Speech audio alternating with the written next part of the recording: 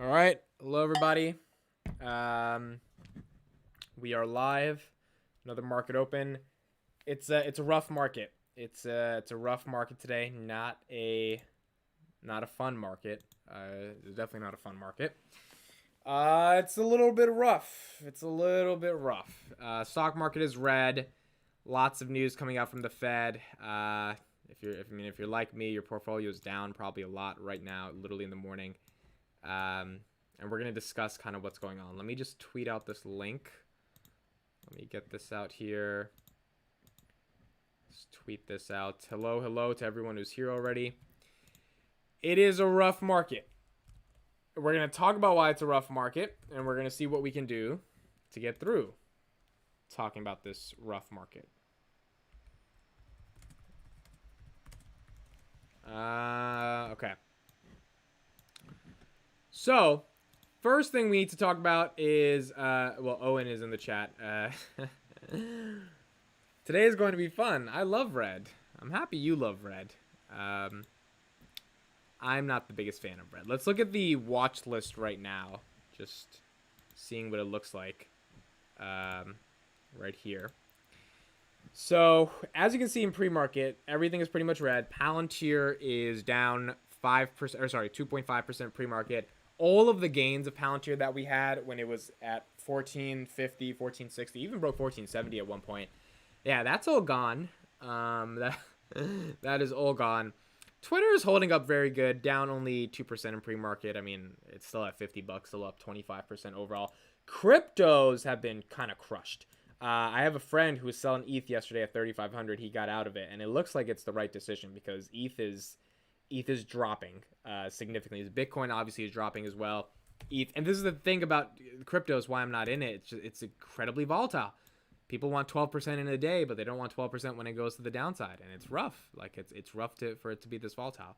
So crypto is not holding up the best right now, and this means that there's going to be some implications for the broader markets because, again, cryptocurrencies ultimately perform like growth stocks. Now, Deutsche Bank has come out today and said they believe there's going to be a recession.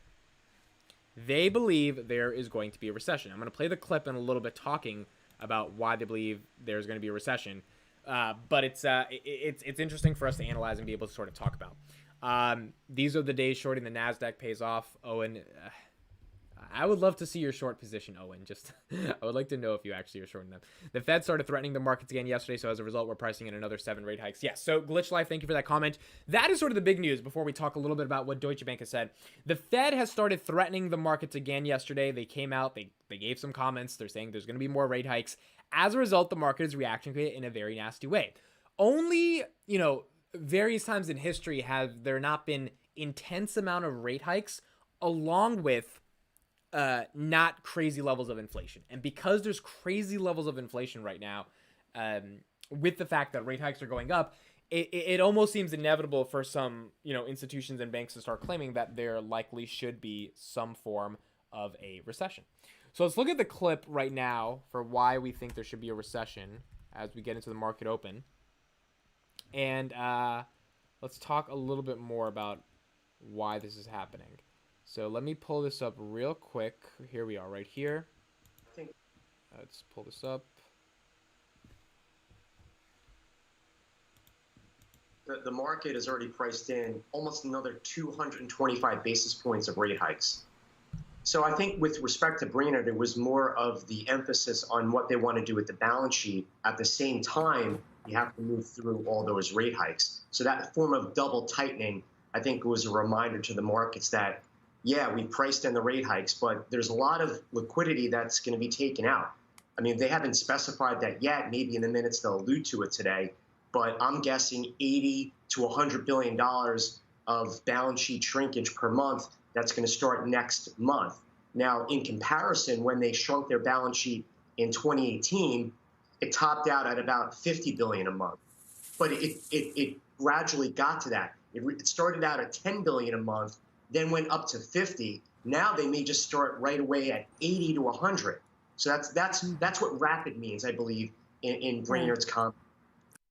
And that Brainerd's comments that the Fed, the guy from the Fed who talked yesterday, that rapid level of an increase in rate hikes and basis points, that's where the market is being like, all right, so why would we buy stocks then, right? Why would we put our money in the market if there's going to be just that level of crazy interest rates? Why don't we put it into bonds, which is why bonds, as you guys can see on the screen right now, are up. The 2 years up, 5 years up, 10 years up, 30 years up. Now, does this sustain itself for a long time? I mean, we're going to have to see how the market ultimately reacts to it, but like that's why we're seeing this sort of transition to like, all right, bonds are going to start going up as stocks go down. Because there's just not a lot of value in putting your money into stocks if you believe these rate hikes are going to tank the economy. So, like, if we see that at a massive level, that's where this can get a little bit rough. You know, Deutsche Bank on this news yesterday put out a note calling for a recession next year, 2023, one of the first major banks to do that. They said they expect to see, because of this rapid rate hikes, 50 basis points they're counting in for the next 3 meetings, that they think all of that is going to end up hurting the stock market, bring it down 20% by next summer. They're looking for unemployment to rise to, I think, 4.9%. And say stocks will be off by 20%? Off by 20% by next summer, they are saying. This is Deutsche Bank, again, just making this prediction with this. And I just wonder if any of that sounds too extreme to you, or if you agree with that. Well, a soft landing is a rare occasion. Greenspan pulled it off in 19. Listen to this part about a soft landing being a rare occasion. This is a really important part that I thought was important. Greenspan pulled it off in 1994, ahead of obviously the great run from 95 through 99. So the odds are that we are going to go into recession and have a market sell off because of, like I said, the rare occasion of a soft landing. And it's even rarer this time around because you have such high inflation and the rapidity of this rate move is so sharp. At the same time, as we said, they're going to be shrinking their balance sheet. And we know that there is a very tight link between the cost of capital, economic activity, and where markets go. And we cannot separate any of them out. So as you can see, based on what this Deutsche Bank and based on what Deutsche Bank is talking based upon the rate hikes that were released yesterday, and now at 2 p.m. the Fed minutes are going to come out, there is going to be a either significant dip or the dip is going to get bought. But the dip is either only going to get bought if people believe that it's an overreaction to what the Fed is saying. If they don't believe that, then there is a world in which we have been in a bear market rally, which is not uncommon. There are bear market rallies, meaning you're in a bear market, but there is a little bit of a, positive, nice sunshiny couple of weeks. And while you're in those couple of weeks, everything's great, right? Palantir goes from 11 to 14. It's awesome. Tesla almost at all-time highs. And then reality sets in. And the question I think we're trying to figure out is reality setting in? Someone said in the chat, Amit's hairstyle is challenging carps. Do you guys like it? It's kind of a little crazy today. How do you guys like the black background? Is it better? I know some of you like the bricks. I was trying to do something a little bit new. I'm still trying to figure out the format of it over the next month, trying to get it to be in the right place. So hopefully you guys enjoy it. Emmanuel in the super chat, thank you so much, man. I appreciate you, bro. Definitely, guys, check out his channel. $13 in the super chat. Too legit to quit. Emmanuel and I just did a podcast last night as well. If you guys didn't check it out, I would highly recommend it before we get back into the market. This podcast right here discussing stocks, Elon, and Twitter. Sean from Invest to Live, Vitaly from Freelance Finance, and Emmanuel hopped in. We had some good debates about censorship and Twitter. We got into real estate, stocks. We talked about a lot of stuff. So lots of interesting stuff there. It was a great time. All right, let's go into the market. Ethereum is dropping heavily. Now, again, crypto works like a growth stock. Let's not be confused. So if it works like a growth stock and interest rates screw over growth stocks, crypto is not, they're going to get screwed over as well. At the end of the day, that's just what happens. And we're ultimately going to see what is going to go on with crypto. ARK cannot get past 70, barely touched 70 2 days ago. Still stuck in the early 60s, in the low 60s. Now, Kathy just did another interview. And we can talk a little bit about the interview, but in that interview, she was asked, this was with Bloomberg, it was about a 10-minute interview, and in that interview, she was essentially asked, like, look, have you lost conviction? Do you think your stocks are okay? And she has doubled down on her conviction. She has doubled down on her argument that says, look, I believe that these stocks they're giving us an opportunity to buy the dip. And she started laughing like, I don't know why we've had such a long opportunity to buy the dip, but we've had such a long opportunity to buy the dip. And she is steadfast on her conviction that these stocks are being massively undervalued in the market. Roku, which was at it was doing pretty well, it's back down to 127. I think it was at like 133 the other day. It was doing decently well. If we look at the 5-day, yeah, it got to 135. And now it's back down to 127. Again, the massive drop was a little bit in March when it was trading at 95, and now it's back there. So we're going to see if that ultimately plays out for ARK. I mean, Roku, Zoom, Teladoc, those are the companies that have to do well for this to ultimately work. I like the bricks more. Can you make an actual background set, get some good mode, lighting, shelves, maybe a plant? Yeah, Glitch Life, that's a really good point. I mean, that's what I've been thinking about. Like, I'm trying to figure out, I can't do it at this moment, but that's the mindset over the next month is like really building out a real background, because I think, you know, I want to have a very good background. So it's in the works, Glitch Life, just trying to figure it out. But thank you for the suggestion, because honestly, it does need to get better, to be honest. D. Williams in the chat, good morning. To me, you were that Palantir Bricks guy. Now I have to learn your name. Well, now I'm hopefully, you know, I can develop a name for myself. But yes, that is true. AMC GameStop. This is why I didn't buy this stock. I don't know why anyone did. If I'm going to be honest, I don't want to dunk on people when it's down, but I don't get it. I don't know why people were buying this thing. It's a meme stock. You know, like, did we not think AMC was going to go down just like the rest of the market? Was it immune? Were the apes going to hold it up? Like, I feel like at some level you have to grow in while you're in your stock market career and just be able to spot BS when it's BS. And AMC GameStop, to me, there's no movement, there's no revolution, it's BS. There's no reason these stocks should be up. There's no fundamentals. There's not even, and I'm not saying you have to have fundamentals like a value investor. I'm saying you have to have a story that at least outpaces the fundamentals if you don't have significant forms of fundamentals. And buying a gold mine, it's not convincing to me. And I'm saying this more so out of spite because I don't want, you know, I don't want to get burned on stocks for no reason. Like, I feel bad for people that get burned on these stocks because they just get into the market. And again, I was that same person, so I'm not acting like I'm holier than them. But, you know, you kind of learn from those. And you're like, this is kind of stupid. Why would I gamble with this? So those stocks are continuously being hit as well. I mean, the entire market, look at this. Everything's red. You know, one of the things that wasn't red was Lilium. And Lilium actually hit $5.14, which is awesome. Now, Lilium is a Palantir SPAC. It is being investigated for fraud by Iceberg Research. They put out a short seller report, and they're saying their jets aren't real. Like, they don't have the technology to actually get their jets into the air. They create electric jets. Lilium started flying their jets in Spain, and I think the market really liked that news the other day, which was yesterday, and they gave them a 6% gain, which is awesome for a Palantir SPAC because a SPAC getting a 6% gain, it's not easy to get.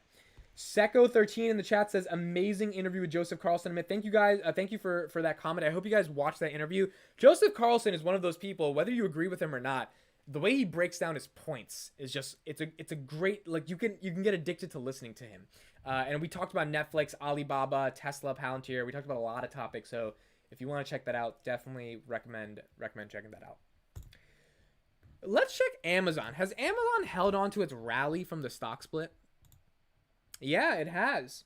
It has. Isn't it another hour till the market opens? Stevie Stone, no, the market opens actually in 2 minutes. The market will be opening at 9:30 a.m. So we are going to see the market in a minute. $3,281. Amazon was at a low of around 2,500. Let's look at the 6 months. We got to 27. Okay, so low was 27 or 2671. That was the lowest on March 7th. Then they announced that stock split. That's where we got that big run up to 2,900, and ever since they've been going there. So Amazon has not hit the downside of the market that we're seeing today. They've been able to retain their ability to keep up. And, I mean, that's a phenomenal thing to me because out of all the big tech stocks, it seems like Amazon has benefited the most from the stock split announcement and from, like, the general announcement that that has had a good earnings run. The question is, are they going to be able to sustain this?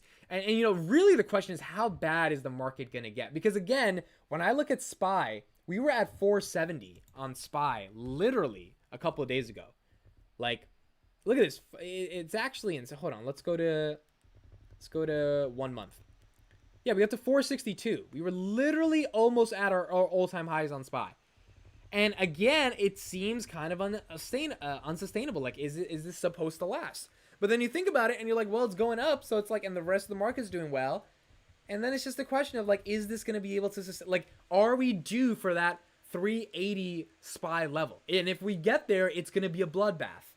The question is, are we due for that? And can it get that bad in general? Amit is now a Netflix bull. I'm not a Netflix bull. I'm just, I'm a little bit more interested in that. I'm not going to buy Netflix, by the way. Like, when I think of, like, there's so many good companies you could buy. I don't know why I would buy Netflix. But, all right, market's open. Wake your ass up. The market is open, and boom, look at SPY. 446 dropped immediately. Watch list. Oh, my, oh, my, oh, my. Look at that. That's red, baby. That's red. There's not a single green in sight. There's not a single green in sight. The only green you see is the pound from Britain. Like Great Britain doesn't count right now. There's not a single green in sight. Oh my goodness. Tom Nash says, I'm here, you can start. Ah, Tom, why is it so red? And Tom, if you'd like to come on and explain why it's so red, I saw your little 2-minute video, Tom, that you just put out, because you know I stalk you and I watch everything, and you said don't panic. You said don't panic, but it's red. All I see is red. Do you guys see a different color? Is this a traffic light where we get different colors at the time? Because all I see is stop. Does red mean stop investing in the market? Am I supposed to follow what traffic lights say? Because I want to go. Because I'm in my early 20s and I want to go. I want to go for it. I want to be successful. I want to be rich. I want to make money. But to do that, I need to see green. It needs to say go. And it seems like it's saying stop. All I see is red. All I see, Rivian is green. What? Rivian? Why is Rivian green? Why is Rivian green? But why are these stocks green? Like, these stocks do not deserve to get rewarded by the market. Tom Nash said, haha, I lied. No. Why did it? So if you saw Tom's recent video, well, hold on. We're about to see this right now together. What's Tom Nash's recent video? Because he just said, don't panic. Don't panic. Relax. You guys want to watch? All right, let's watch a little bit of this. Let's see what he's saying. Of the Fed. That's already going to be priced in today. So there's not going to be any more damage coming out from the Fed minutes. So even though you might see a sea of red this morning, you have to understand that most of it is just already priced in. Now, what might happen after the Fed minutes come out is two options. Number one. So these are, after the Fed minutes come out at 2 p.m., this is what Tom is saying are the two options for what's going to happen. Let's listen and let's analyze what he's going to say, and let's get back into the misery of the bloods of the market. Is the Fed is going to come out and it's going to be much more hawkish than what she said yesterday.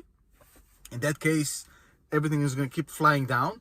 Or it's going to come basically at the same level of what she said, 0.5% with a kind of an amorphic abstract statement about them cutting balance sheet. If that happens, what will happen essentially is that the Fed will create certainty. Whenever the market has uncertainty, it goes boo-boo. If the Fed comes out 2:30 and gives us certainty at something that's already priced into the market, most likely what's going to happen is going to be a little bit of a bounce back. Now, I'm not going to bet on this at all, and I'm not going to swing trade the market. I'm not going to day trade the market because there's 15,000 different parameters that can change this analysis. But if you are already in the market and you are stressing out about your portfolio being in the red yesterday and in the red in the pre-market today, my kind of thought process about it, and again, I can't tell you what to do because I'm not a financial expert. I'm just a guy on the internet with... He's not a financial advisor. That's very true. We're at 2:09. Let me play the first 40 seconds real quick, because I forgot to play those, but let's hear Tom say, don't respond, don't panic, and then we'll go to the 2:09 mark. Okay, 2 minutes. Do not panic. Listen to what I gotta say before you do anything stupid today. Do not panic. Relax. Relax. Now, I don't know how this market is gonna play out today or tomorrow. It might be red. It might be green. Nobody freaking knows. But I know one thing. What happened yesterday when the Fed actually put Brainerd out there to say what she had to say, and make no mistakes about it, that was intentional. She didn't just come out there and say that. They actually intended to have the market already price in what's going to come out in the minutes today, which means 0.5% interest raise and a cutting of the balance sheet of the Fed. My own personal opinion is that it's worth for me to wait until 2:30 to see what the Fed has to say. Because if the Fed goes in line with what Brainerd said yesterday and gives the market certainty, we might see a spike at the second half of the day once there is more certainty injected into the market. Okay, so that's one of Tom's first points, is that if we see certainty from what's happening, meaning everything's baked in, the market sort of interprets what is being released by the minutes, then the dip might get bought. So, I mean, that's one option.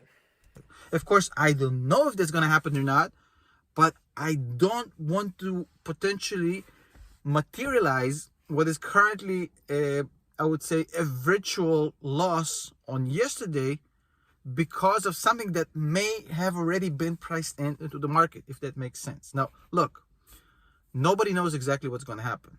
But the thing is that we all know that this is kind of a bull run that's ahead of what seems to be an inevitable recession. But Tom Nash just claimed there's going to be an inevitable recession. I just want to make that very clear. At 3 minutes and 3 seconds, Tom Nash claimed. No, so like what Tom is saying is exactly the CNBC clip I played, which is that it seems like there is a chance for an inevitable recession, given things have just been. This felt like kind of a bear market rally. All right, we're gonna play the last 50 seconds, then we're gonna look at Tom's new Twitter account thingy, and then we'll move on. Even though you hear everybody, including myself, talk about a recession that's kind of inevitable, that recession is probably a year away. And the stock market is not the US economy. The recession isn't going to happen tomorrow, and the stock market is not supposed to crash tomorrow. There's still a huge amount of opportunity in this market.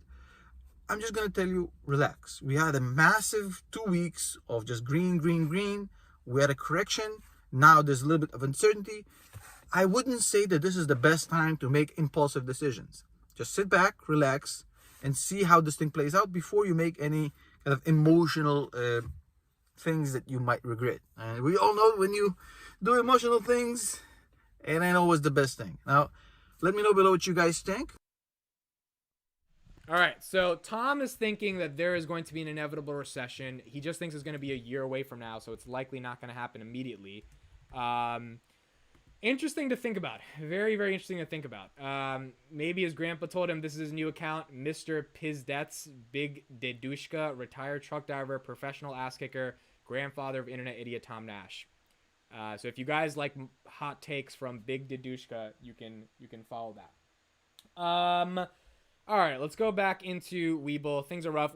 So Owen says, what does he mean by recession inevitable? That means that the market has been... So like the way I understand recession inevitable is that things that happened over the past couple of years in which we really haven't had a recession. We've had the COVID recession, which was like for 5 seconds, and then we spiked back up. And then January 2022 and like February 2022, it wasn't really a recession. Like we didn't have what I understand a recession to be 2 consecutive quarters of negative GDP growth, or you're reaching like 25 to 35% down on major indexes. The SPY, I mean, I don't even think we hit 10% down. I think we maybe hit 10% down. Like, we got to, maybe it was 10 or 12%, but a SPY has to be like a good 25% down for it to qualify as a real recession. And that just, that didn't happen. Like, you know, in COVID, it went from like 3,300 to like 2,500. It's like, all right, there's a recession. But like now it went from like 480 to 411. That was the worst it got to. People were saying we have to get to 3,800 for a real recession year. So because that hasn't happened, it seems like there needs to be a correction. Interest rates are going to get hiked up, which is horrible for growth stocks. And on top of that, you've got rising inflation that doesn't seem to be getting any better. These things coming together seems to say that there should be a world in which, even if it's for a couple of quarters, we have negative growth. It's just the natural cycle of things going up and down. Things are not supposed to be going up forever. And when you're in the market long enough, and like I haven't been in the market long enough, but I've been, researching and studying people that are in the market long enough, you recognize that these things are not only inevitable, but they're natural. And if you understand them, you can kind of play them and hedge against them. The problem is too many people try to fear monger against these things to build a brand, their own personal brand for like claiming when the recession is coming. And when it doesn't come for 10 years, then, it ends up being not necessarily the best. Recession is like your Tinder profile not getting more swipes. Yeah, I could feel that. As you guys can see, it's red. It's really, really, really red. Let's go to some stocks. Apple, 172. So Apple's actually holding up. Apple is a couple bucks away from 3 trillion.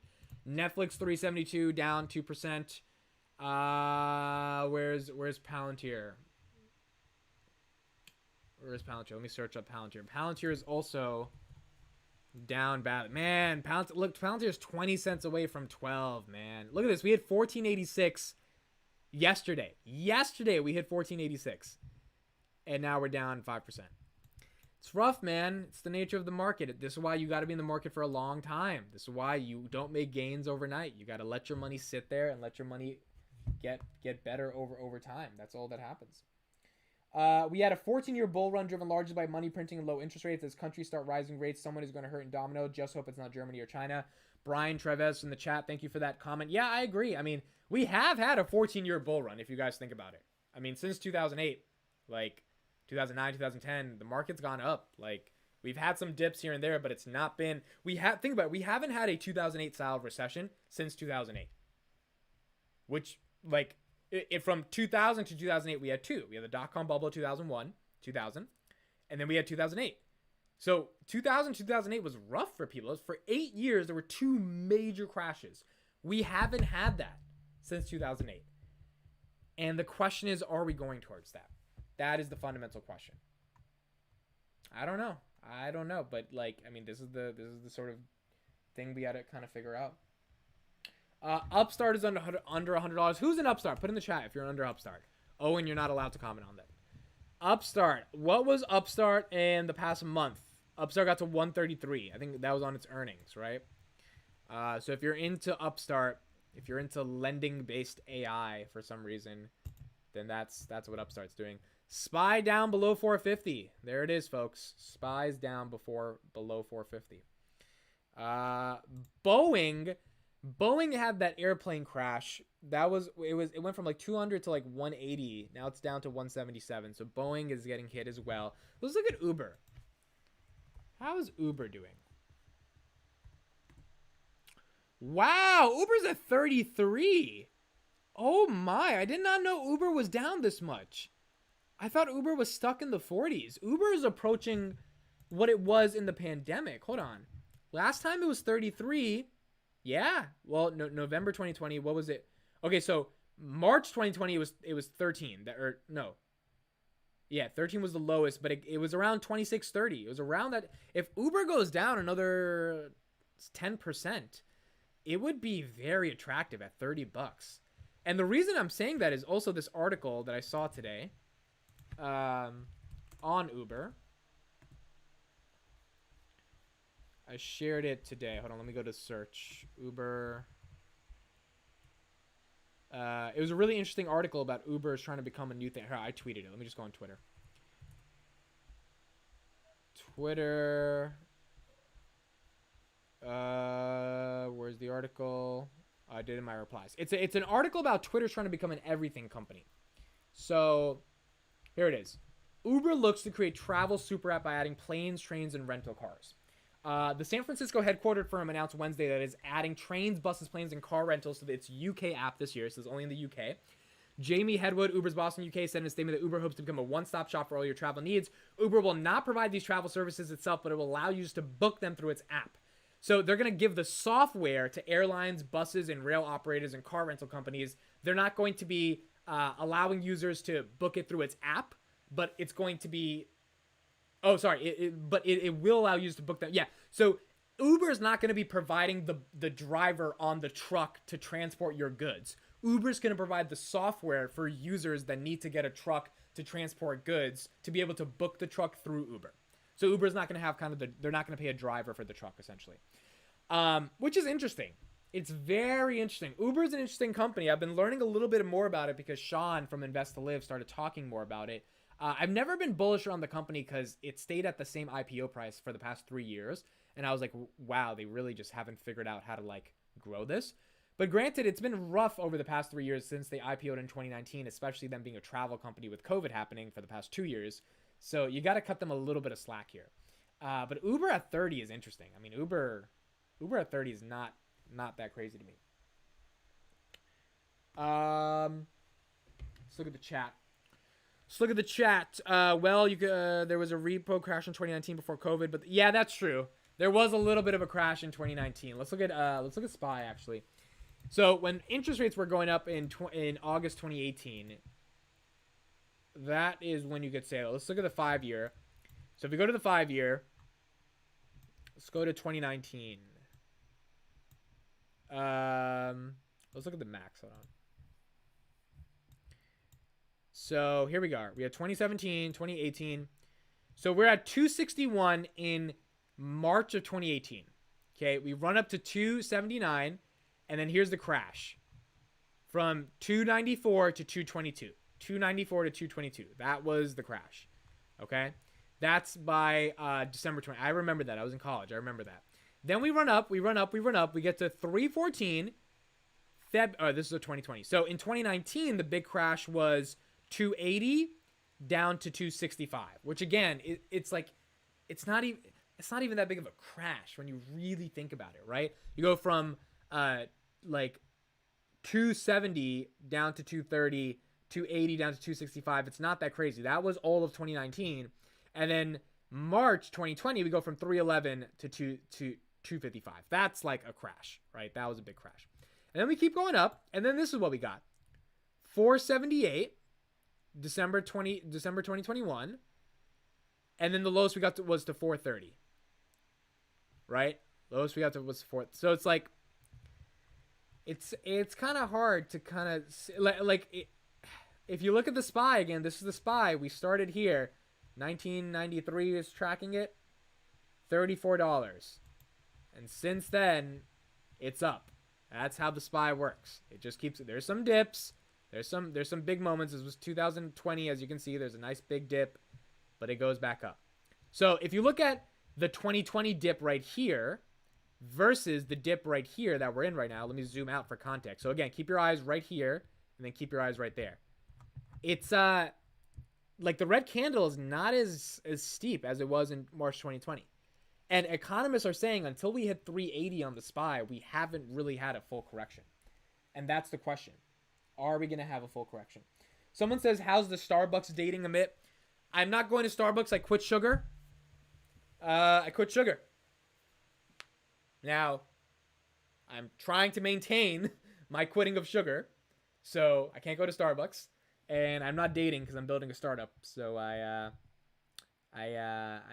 busting my butt, not busting a nut, if you know what I mean. And I'm trying to not eat sugar. So, yeah.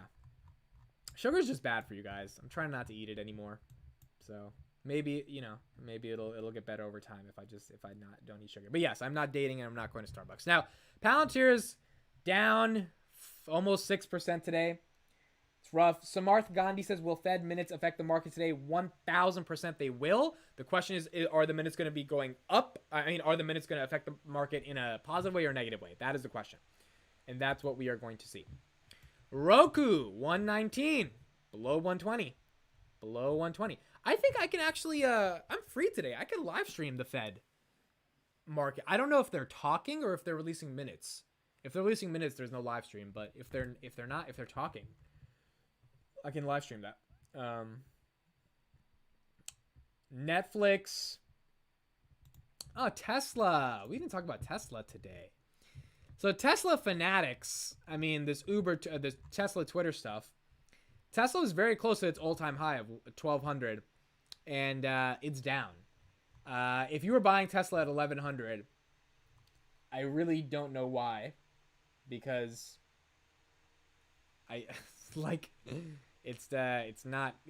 again, you don't buy something when it's literally at its all-time highs. You wait for a better price.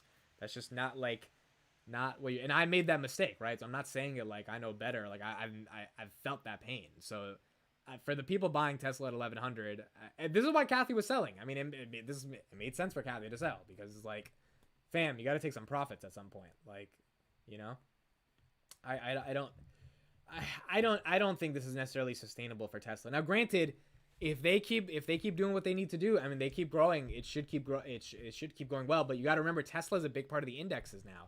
So if the market's dropping, Tesla's dropping, and if Tesla's dropping, the market's dropping.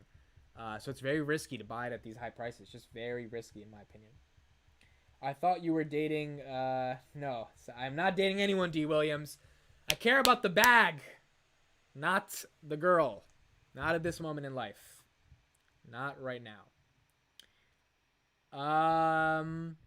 How's Amazon doing? Okay, Amazon's still holding up really well. Okay, so Palantir's there. Lilium is down as normal. Let's look at Wejo. I did an interview with their CEO the other day. Their earnings were decent. I mean, it wasn't crazy. Yeah, they're in the gutter as well. I'm surprised. I want to see what Twitter does because Twitter's up 25%. Look at this big old green candle. This is the Elon effect.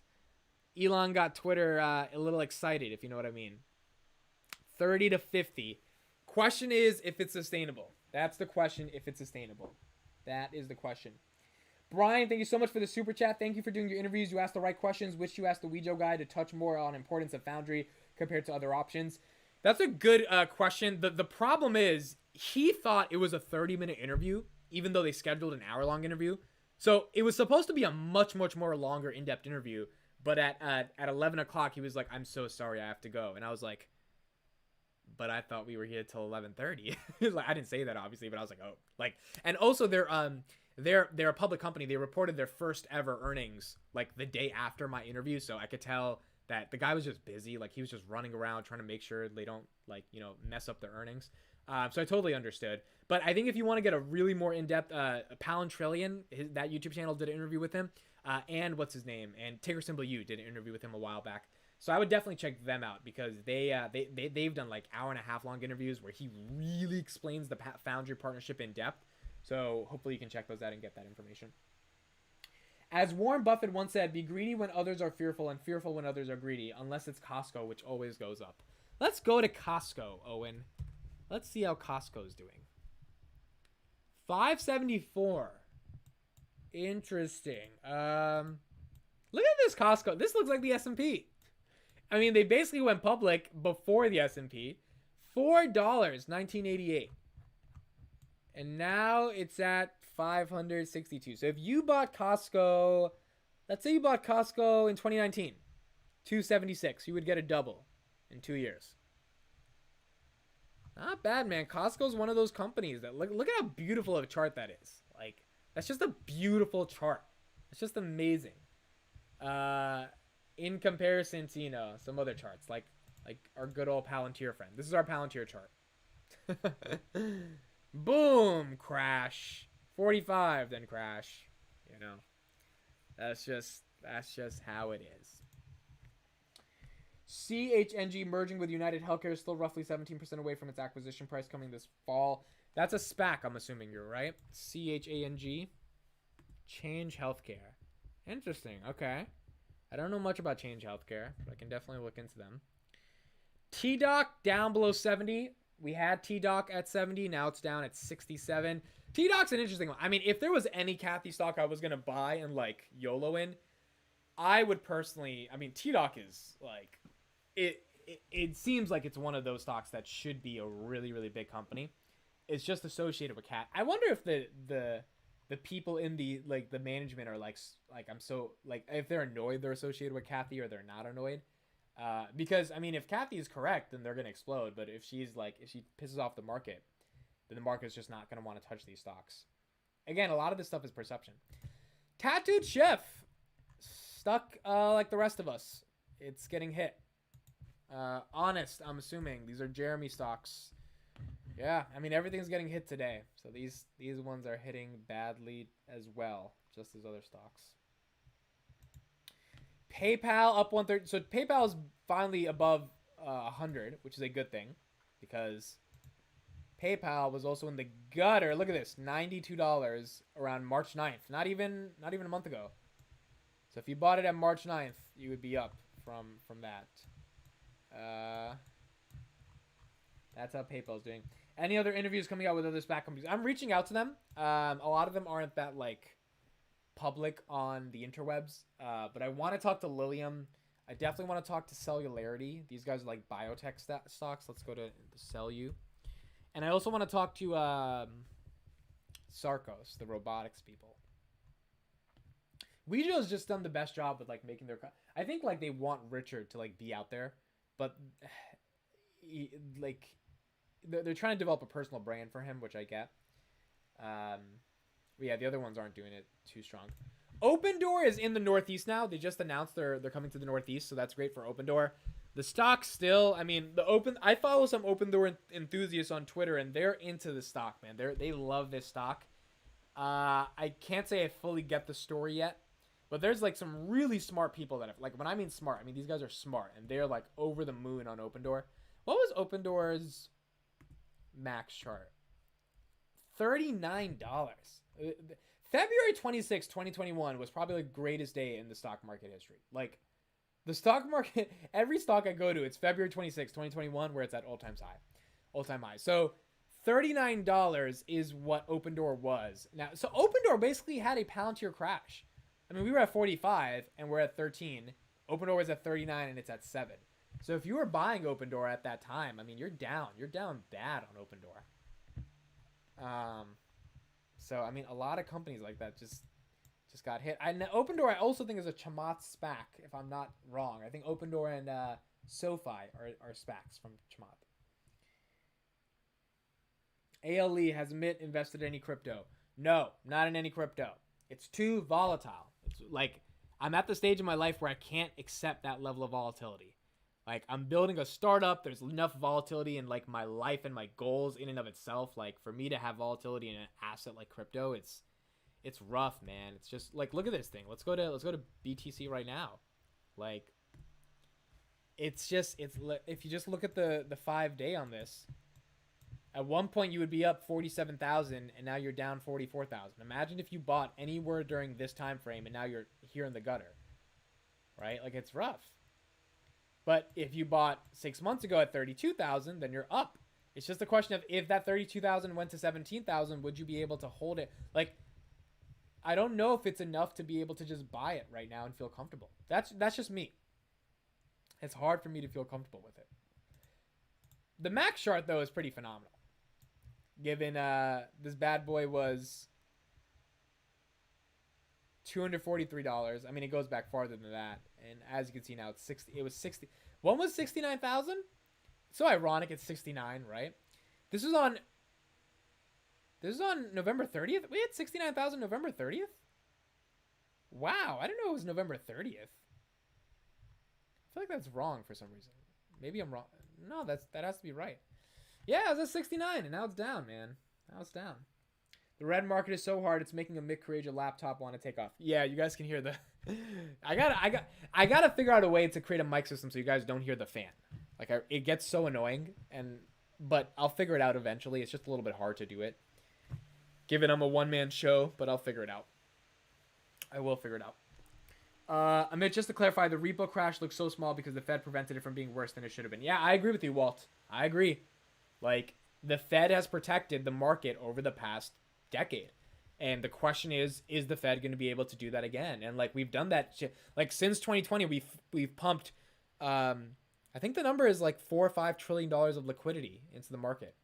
And that's the other thing. That's the other ironic thing about Tesla. It's like, Tesla would not be able to be where it's at unless we had stimulus and unless we had the Fed pumping trillions of dollars into the economy. Like, yes, there's the cult and there's the fanatics and there's that. But market conditions are market conditions. If we didn't have that much liquidity in the market, Tesla would not have had its run up. And that's why people are still saying Tesla deserves to fall to 300, 400. Like, when you hear those price targets, you're like, oh, that's crazy. But it's not that crazy if you think about the fact that the Fed liquidity, if it goes away and you get a bunch of FOMO on the way down, then it could really drop that much. The only thing sustaining it, I believe, is the cult fanatics buying it at 600-700, which I think is a good price to buy it at, by the way. And I should have been buying it at that price, but I just didn't have cash. Because the cult is big enough. If the cult was not big enough and stringent enough into Tesla, then there would be no reason to buy 600-700, because theoretically it should be able to go to a more reasonable valuation. Which is that 300, 400, 500 mark. Now, granted, their growth cures all. So if they grow another 60, 70, 80%, it's just mix that with the cult, then it doesn't matter, which is why I am bullish on Tesla. I don't think anyone should be bearish. It is wrong to bet against Elon, wrong to bet against the cult, and wrong to bet against the number one company in the world that actually knows how to get stuff done. And that's expanding constantly. So I don't think there's a bear case for Tesla. It's just when people say the stock price shouldn't be this high, you've got to remember they're not always saying it because they're bearish on Tesla. They're saying it because of Fed liquidity that has propped up the entire market to be where it is right now over a crazy 24-month run. And that's kind of the argument for Tesla. But granted, given we're past that and given there's the cult fanatics around it, I wouldn't say it should be at a $300-400 valuation for a stock price. You can logically understand that, though, if there wasn't this much money in the system. That's kind of my point on that. You bought Palantir at 13.49 and then it shot down to 13.11. Yeah, that's the problem with Palantir. That's how it goes down. Everyone should know the story of Thomas Hoeing and his time at the Fed. I don't know Thomas Host, but I will go into that. I will take a look into it. All right, guys, I got to be out 10 o'clock. Thank you guys for joining the morning live stream. Hope you guys join tomorrow. More videos coming out today. dailypalantir.com. Got a lot of articles coming out today covering Palantir. Definitely check it out.